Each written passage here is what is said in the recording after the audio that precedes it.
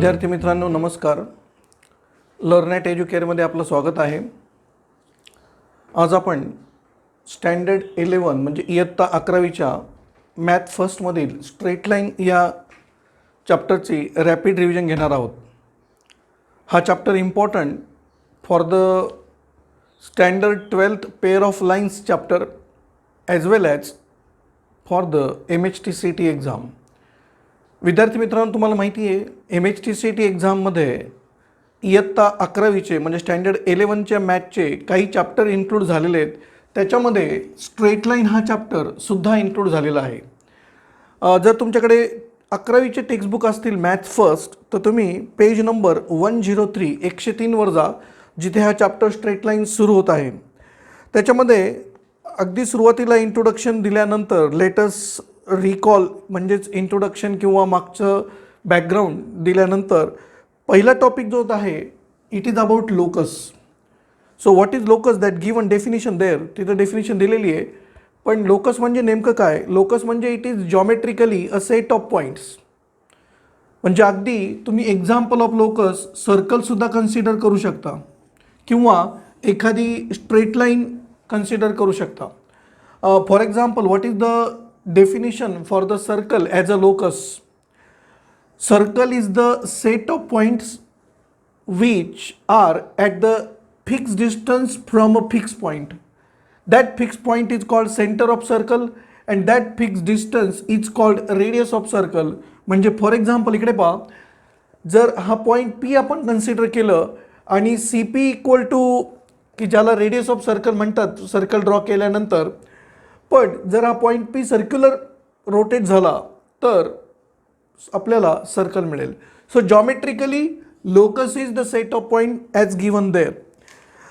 ते लोकस समजण्यासाठी तुम्हाला त्याच पेज नंबर 103ला काही एक्झाम्पल आणि डायग्राम दिलेले आहेत. How to find equation of locus, that is on next page. Equation of locus हे कसं फाइंड करायचं? तर इक्वेशन ऑफ लोकस फाइंड करताना there are just 3 steps. First step is assume any general point on the locus. It is denoted by such coordinates xy. Then express the given geometrical condition and solve that given condition in terms of equation and get the most simplified equation. It is called equation of locus. म्हणजे मित्रांनो लोकसचं equation मिळवण्यासाठी तुम्ही सुरुवातीला point P की ज्याचे coordinate आपण XY ॲश्युम करू शकतो आणि दिलेली कंडिशन तुम्ही एक्सप्रेस करायची आहे, म्हणजे use the condition given and then solve that condition in terms of getting some equation. It is given on page number 104 with some example there. तिथे एक्झाम्पल दिलेलं आहे. आपल्याला इक्वेशन ऑफ लोकस फाइंड करण्यासाठी जी काही condition दिली आहे ती solve करताना तुम्हाला डिस्टन्स फॉर्म्युला लागू शकतो, section formula, then mid point formula, centroid formula. These are some basic parts which needed to get equation of locus. Then next topic is shift of origin. Shift of origin म्हणजे आपल्याला माहिती आहे की coordinate सिस्टीममध्ये origin is O00. If you see page number 104 तुमच्या 11वीच्या math फर्स्टच्या टेक्स्टबुकमध्ये, जर तो centre O पासून म्हणजे O00 पासून एखाद्या नवीन पॉईंटला शिफ्ट केला, we know it is such coordinate system x axis y axis and this is the origin O with coordinates 0 0. But if origin is shifted to some new point, suppose here I am showing axis, new axis I mean, so new axis x dash y dash and this is the new origin O dash. O dash suppose it has such coordinates HK. मित्रांनो पहा page number 104 वर अगदी अशा प्रकारची diagram दिलेली आहे. And if you take some point P with its old coordinates xy and the new coordinates x dash y dash,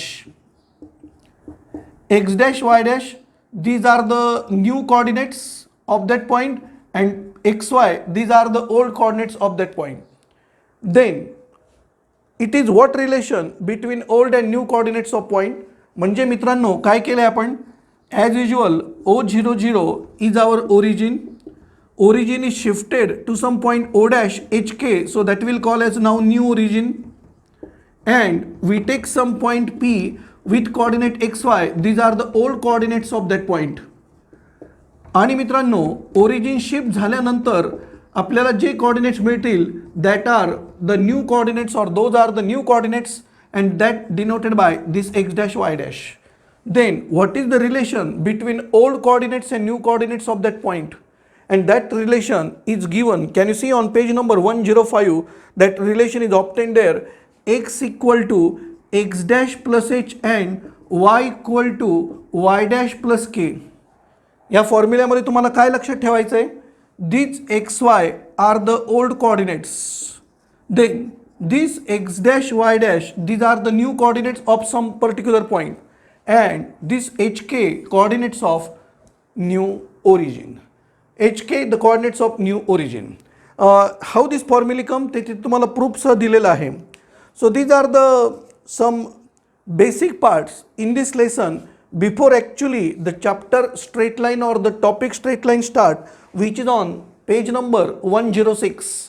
विद्यार्थी मित्रांनो लोकस आणि इक्वेशन ऑफ लोकस आणि त्याच्यानंतर आपण आता घेतलेलं शिफ्ट ऑफ ओरिजिन हे टॉपिक्स महत्त्वाचे आहेत, कारण कॉन्सेप्ट ऑफ लोकस हे तुम्हाला बऱ्याच ठिकाणी लागतं आहे. There is a chapter called conic section. There are lot of geometrical figures in we know mathematics और geometry, and remember all these are the kinds of locus. Locus is singular term LOCUS and its plural is loci. एक वचन locus, अनेक वचन लोकाय. It is like radius, radii. We know. Okay, then we now turn to the main part of the lesson, that is where the chapter start called straight line on page number 106. Straight line. विद्यार्थी मित्रांनो straight लाईनचा काही basic part हा standard 11 मध्ये सुद्धा जो आपण आत्ता घेतो आहे, आणि स्टँडर्ड 12th मध्ये पेअर ऑफ लाईन्स नावाचा एक लेसन आहे. त्या पेअर ऑफ लाईनसाठी हे बेसिक नॉलेज म्हणून महत्त्वाचं आहे. पण तुम्हाला माहिती आहे की स्टँडर्ड 10th मध्ये इयत्ता 10वी मध्ये अगदी तुम्ही स्टेट बोर्डमध्ये मॅथमॅटिक्स शिकला असाल किंवा CBSE बोर्डमध्ये तुम्ही मराठी मीडियममध्ये शिकणार असाल किंवा इंग्लिश मीडियममध्ये शिकणार असाल, तुम्हाला इयत्ता 10वी मध्ये कोऑर्डिनेट जॉमेट्री ह्या नावाचा लेसन आहे. आणि त्या लेसनमध्ये तुम्हाला माहिती असेल की स्ट्रेट लाईनचे ग्राफ काढावे लागतात. Also in that coordinate geometry there is distance formula, section formula. Perhaps you also remember there is a concept for the line called slope of a line. तर त्या कॉन्सेप्ट इथे पुन्हा लागत आहेत to understand what is the slope of line, which is here also given, and that is related with some inclination of line. Can you see page number 106? म्हणजे आता आपल्याला inclination of a line, slope of a line, or for a line that we want to name. Inclination means what? Any line that makes the angle with positive direction of x-axis is called as inclination, and that is denoted by theta. म्हणजे विद्यार्थी मित्रांनो इकडे पहा, जर हा x आणि y axis आपल्या coordinate system मधला असेल, if this is like this our coordinate system, x axis, y axis, this is origin, and if it is the straight line we draw something like this, suppose this L is straight line, then this is the positive direction of x axis. So this is the positive direction of x axis, this is the negative direction of x axis, and the angle made of that line with positive side म्हणजे it is this angle, not this angle. I repeat, it is from here right side, which is positive side of the x axis. This angle, suppose it is denoted by theta, and that angle theta is called as inclination of a line. म्हणजेच inclination of line म्हणजे काय, तर एखाद्या लाईननी x ॲक्सिसच्या positive direction बरोबर केलेला जो angle असतो त्याला म्हणतात inclination of a line, and it is denoted by theta. And it is interested that tan theta gives slope of a line which is denoted by this letter small m. So slope of a line is given by tan theta, where theta is inclination of line. There is one more definition of slope, and for that we required to know coordinates of any 2 points on a line. We know a line contains infinite number of points, and suppose if you draw such straight line and if you know some points P and Q on that, and suppose their coordinates are known as such x1 y1 and x2 y2, then the slope of a line here in terms of coordinates of 2 points is given by, we already know slope denoted by m. We already know slope is given by tan theta, where theta is inclination of line and inclination means the angle made with positive direction of x axis. Okay, जर तुम्हाला coordinate माहीत असतील कोणत्याही 2 पॉईंटचे, तर slope is given by the ratio of difference between Y coordinates of any 2 points to the difference between x coordinate. म्हणजे इथे आपल्याला असा रेशो लिहिता येईल y2 minus y1 upon x2 minus x1. This ratio can also be written as y1 minus y2 upon x1 minus x2. आणि मग त्या लाईनवरचं जर आणखीन कोणतं पॉईंट घेतला तर suppose we take one more point as r, and suppose r has such coordinates x3 y3, then now can you take coordinates of p and r? Yes, you can. Now can you take coordinates of r and q? Yes, you can. You can take any 2 points. म्हणजे आता इथे slope असं पण लिहू शकतो आपण y3 minus y2 upon x3 minus x2, किंवा y3 minus y1 upon x3 minus x1. So that is the concept of slope, and this you have studied already in 10th standard also, but you require to know here also. Then the next, so this is our today's straight line part 1 for revision. This is some big chapter, we will require a few parts and that will take one by one. आपण एकामागे घेऊयात मित्रांनो. The next is about the conditions of parallel and perpendicular lines. If 2 lines are parallel and if 2 lines are perpendicular, then there is a particular condition about their slope, I mean the relationship, and that is given on page number 106 and 107 respectively. 106 वर पहा एक remark नावाचं heading दिलंय आणि before solved example, and it is given like this: if 2 lines are parallel, their slopes are equal. म्हणजे जर 2 line parallel असतील तर त्यांचे स्लोप हे सारखे असतात. So if m1 is the slope of one line and m2 is the slope of another line, and if these 2 lines are parallel, then for parallel lines m1 equal to m2. Also there is a condition for perpendicular lines. If 2 lines are perpendicular, the product of their slopes is -1, something like this. So this is the condition for parallel and perpendicular lines.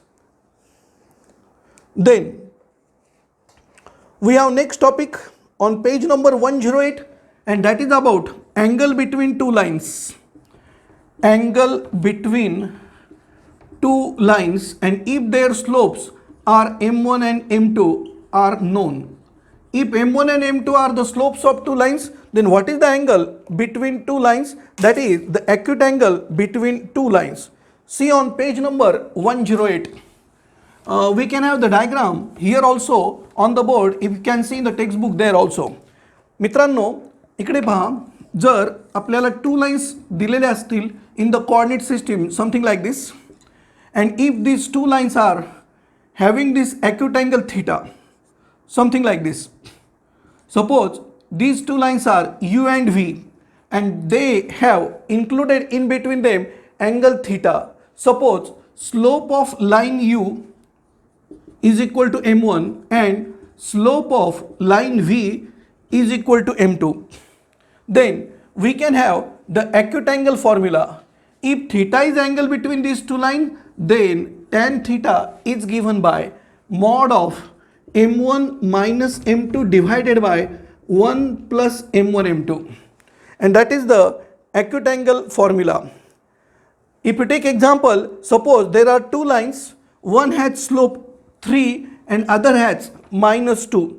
if you have the slopes, suppose first line m1 3 and second line slope m2 is equal to -2, then using that formula tan theta is equal to mod of m1 minus m2 means here like this, divided by 1 plus m1 into m2 means like this. Numerator 3 minus -2 means it will be 5, divided by it will be 1 minus 6. म्हणजे that will come ratio mod of -1 which is 1, and we know if tan theta is equal to 1 then it will be theta equal to we know 45 degree. Why it is mod taken? मित्रांनो तिथे mod का घेतला जातो? कारण acute angle आहे. Acute angle is between 0 to 90 degree, and for that tan value is always positive. म्हणजे positive value tan थीटाची येण्यासाठी तिथे mod घेतला जातो. So this is up to the angle between or acute angle between two lines, and this was the first part of 11 straight line lesson about its rapid revision.